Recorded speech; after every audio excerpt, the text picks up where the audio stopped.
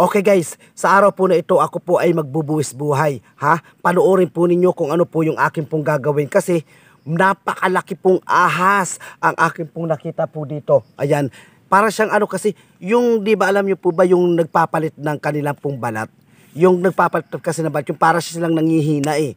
Yung hindi sila makakilos ng maganda kasi nga po nagpapalit sila ng balat, parang lumalabas sila doon sa kanila pong damit, nagpapalit sila ng panibago nilang kasuotan. Ibig sabihin guys, lumalaki pa po lalo sila. Ayan, panoorin po ninyo guys kung paano ko po ito hulihin. Ayan, huhulihin natin itong asa ito kasi gusto ko rin makapag-alaga po nito. Hindi ko alam kung ito ay cobra o ito ay almoranin o kung ano pa man pong makamandag na ahas po ang ating pong susuungin po sa araw po na ito. Ayan, huwag po ninyong palampasin at huwag po ninyong skip ang video sapagkat ito po, kapag ako po ay nakagat nito, baka ito na po yung huling video ko sa araw po na ito. Ayan ha, huwag po ninyong guys palampasin. Ako may ready na rito. Naka-ready na yung aking pamalo.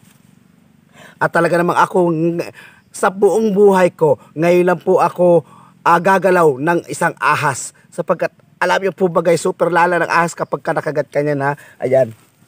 Panoorin po ninyo guys.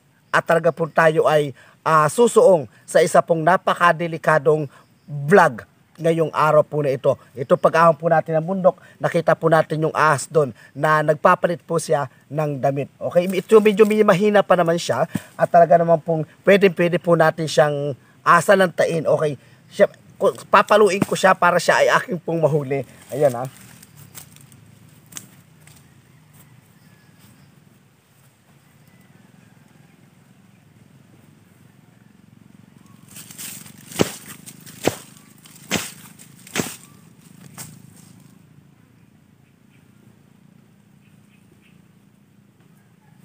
Yan. Ito na. Grabe guys ha. Alam nyo po ba na isa palang cobra yun? Naku, napakadelikado guys. Akala ko simpleng ahas lang. Yung pala ay isang cobra. Naku, grabe guys. Ingat-ingat po kayo kapag kayo po ay nakakita ng cobra. Alam nyo po ba guys, ilang minuto lamang po ay pwede po kayong masawi kapag kayo po ay nakagat po ng cobra. Biruin nyo guys ha, ito po ay para lamang po sa mga veterano na katulad ko po na nanguhuli po ng mga ahas tulad po ng cobra. Ayan, ngayon, siya naman ang ating ikokobra at siya po ay aking pong titikman. Ayan na, titikman ko po siya guys. Gaano ba kalala itong cobra na to?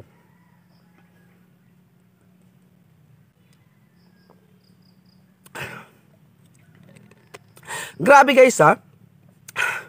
Talaga naman po, ramdam mo kaagad yung lala ng cobra. Grabe. Pasalamat ako guys at hindi po ako nakagat.